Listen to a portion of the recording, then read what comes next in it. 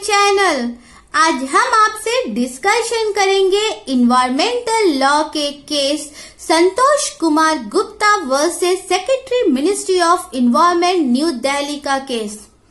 यह case air pollution से संबंध में है और इस केस में जो रेफरेंस है वो AIR 1998 MP 43 का है और इस केस का जो सब्जेक्ट है वो है air prevention and control of pollution act 1981 के सेक्शन 31A से संबंध में है, जिसमें कि बोर्ड को निर्देश देने की शक्ति प्रदान की गई है। इस केस का फैक्ट क्या है? इस केस में MP स्टेट के ग्वालियर शहर में अत्यधिक वायु प्रदूषण के बढ़ने के कारण वहां पर लोकहित याचिका प्रस्तुत की गई है और इस याचिका में यह प्रस्तुत किया गया है कि ग्वालियर शहर में टेम्पू, रिक्शा, ऑटो, बसेस जैसे चलने की वजह से वहां का जो वायु है वो प्रदूषित हो गया है और इससे निकलने वाली गैसें, रसायन, कार्बन मोनोऑक्साइड जो कि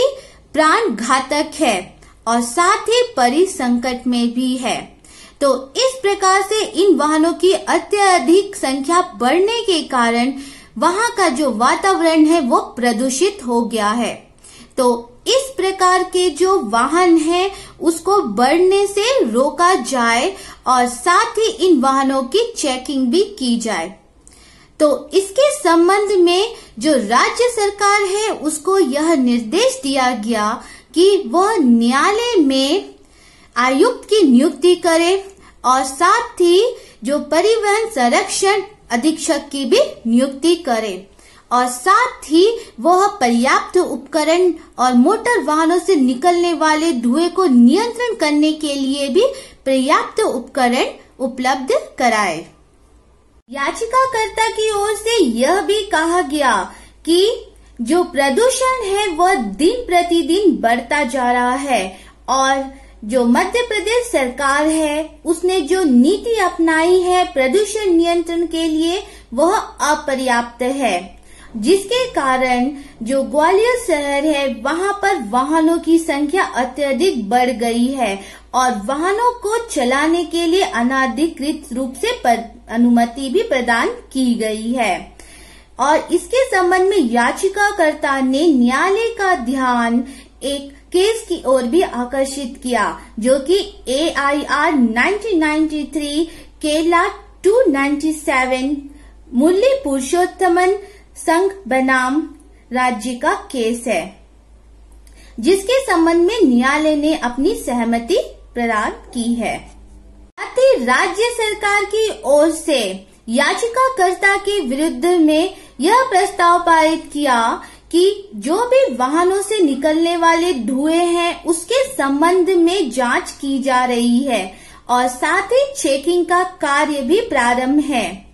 और इसके लिए जो डीजल और पेट्रोल है उसकी चेकिंग भी की जा रही है और सरकार की ओर से यह भी कहा गया कि इन सब कार्यों को करने के लिए जो स्थानीय पदाधिकारी है, जो क्षेत्रीय परिवहन पदाधिकारी है,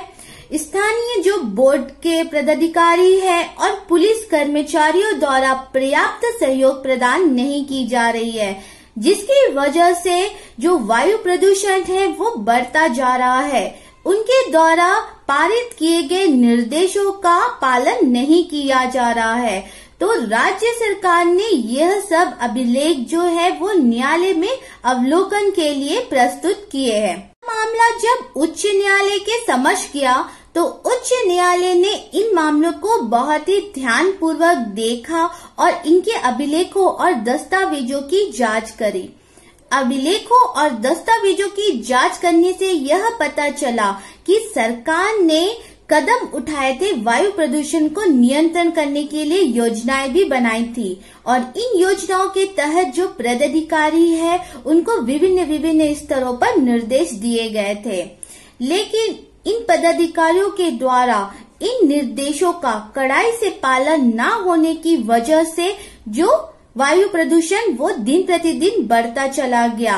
जिसकी वजह से ग्वालियर शहर में जो वायु प्रदूषण था वो अत्यधिक मात्रा में बढ़ता चला गया। जो न्यायालय है उनके द्वारा यह भी कहा गया और यह भी देखा गया कि जो चेकिंग स्टाफ है उनके पास स्थल पर चेकिंग करने के लिए पर्याप्त उपकरण उपलब्ध नहीं थे,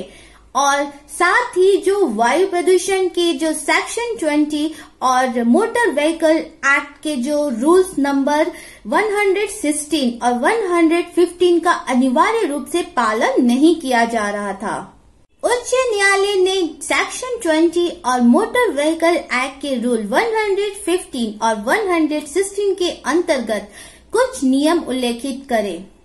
जिसके अंतर्गत मध्य प्रदेश राज्य के ग्वालियर शहर में वायु प्रदूषण को नियंत्रण करने के लिए कम से कम 4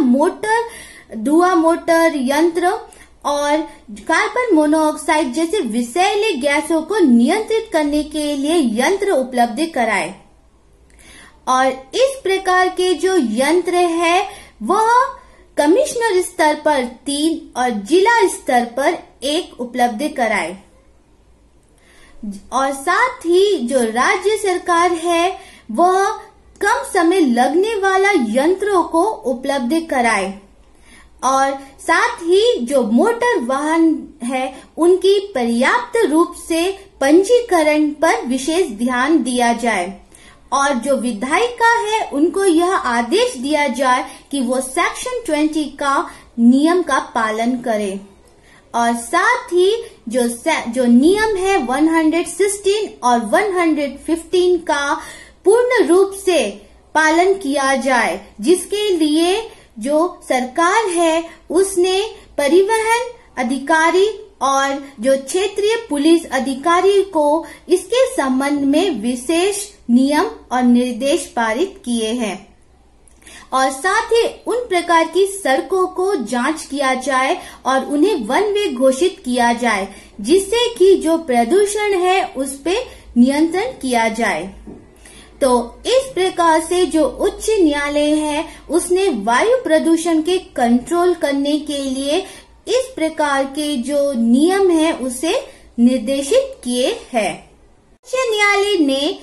यह निर्देशित किया कि उपरोक्त निर्देशों का परिपालन आज से 3 माह के अंदर सुनिश्चित किया जाना चाहिए।